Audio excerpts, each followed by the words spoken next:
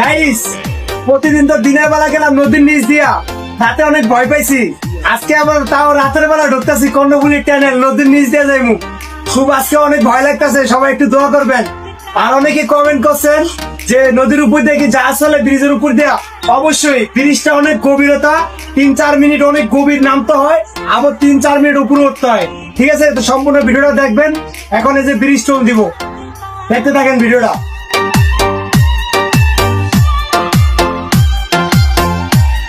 400 টাকা ব্রিজ তুলতেছি।